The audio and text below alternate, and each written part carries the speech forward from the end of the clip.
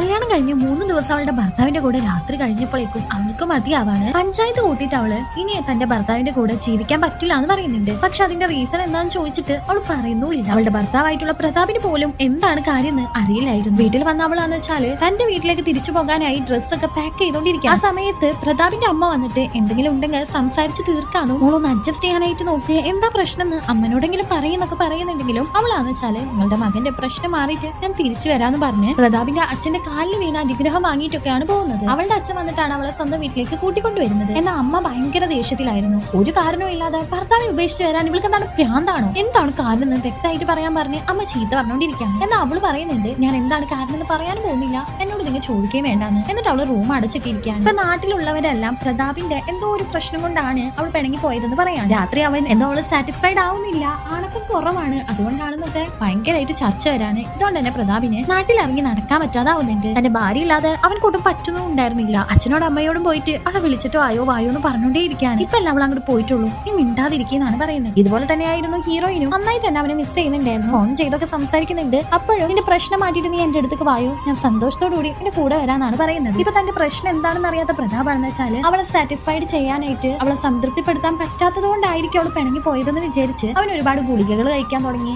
വ്യായാമങ്ങൾ ചെയ്യാൻ തുടങ്ങി, പിന്നെ എന്തോ ടിപ്സ് ഒക്കെ ഇങ്ങനെ ബുക്കിൽ വായിക്കാനായിട്ടൊക്കെ തുടങ്ങാണ്. പക്ഷേ ഹീറോന്റെ അച്ഛൻ ഒരു ഡോക്ടറെ അടുത്ത് പോയി ടെസ്റ്റ് എന്താ ചെയ്യുമ്പോൾ അവൻക്ക് അങ്ങനത്തെ കുഴപ്പങ്ങളൊന്നും ഇല്ലാന്നാണ് ഈ ഡോക്ടർ പറയുന്നത്. അപ്പൊ ഈ പെണ്ണ് മനഃപൂർവ്വം അവനെ കരിവാരി തേക്കാൻ വേണ്ടി എന്തോ ചെയ്യുന്നതാണെന്ന് അച്ഛനും തോന്നാണ്. അച്ഛനിപ്പോ തന്റെ ബന്ധത്തിലുള്ള കുറച്ചൊരു പൈസക്കാരനായിട്ടുള്ള ഒരാളെ പോയി കാണുന്നുണ്ട്. അയാളുടെ മകളെ എന്റെ മകന് കല്യാണം കഴിപ്പിച്ച് തരുമോ എന്ന് ചോദിക്കുന്നുണ്ട്. പക്ഷെ അയാൾ പറയാണ് നാട്ടിലെല്ലാവരും നിന്റെ മകൻ എന്തോ കുഴപ്പമുണ്ട്, ആണത്തം കുറവുണ്ട്, അതുകൊണ്ടാണ് ഭാര്യ ഇട്ടിട്ട് പോയെന്ന് പറയുന്നു, അതുകൊണ്ട് എന്റെ മോളൊന്നും തരാൻ പറ്റില്ലാന്ന്. ഇപ്പൊ പ്രതാപാണെന്ന് വെച്ചാൽ തന്റെ ഭാര്യയെ മറക്കാൻ പറ്റാതെ അവള് ജോലി ചെയ്യാനായിട്ട് ജോയിൻ ചെയ്യാനായിട്ട് പോകുന്ന ആ ഒരു സ്കൂളിന്റെ ഫ്രണ്ടിൽ വന്ന് നിൽക്കാണ്. അവിടുത്തെ ആ ഒരു മാഷാണെന്ന് വെച്ചാൽ അവളോട് മോശം രീതിയിൽ പെരുമാറാണ്. ഇത് കണ്ട് സഹിക്കാത്ത പ്രതാപ് അവിടെ ഇരുന്നിരുന്ന കുറച്ച് ഗുണ്ടകളെ അടിച്ചിട്ട് ഇനി മേലെ പെണ്ണുങ്ങളോട് ഇങ്ങനെ ചെയ്യുമെന്ന് ചോദിക്കുന്നുണ്ട്. ഇത് കണ്ട് സാറിനും തന്നോടാണ് അത് പറയുന്നതെന്ന് മനസ്സിലാവാണ്. അങ്ങനെ അവൾക്ക് ആ ഒരു സ്കൂളിൽ തന്നെ ജോലി പോകുന്നുണ്ട്. അതുകൊണ്ട് തന്നെ അവൾ വീണ്ടും അവനോട് വല്ലാതെ ദേഷ്യപ്പെടാണ്. ഇപ്പൊ പ്രതാപിന് രാത്രി കിടന്ന് ഉറങ്ങുമ്പോഴല്ലേ ഈ ഒരു പ്രശ്നം വരുന്നത്.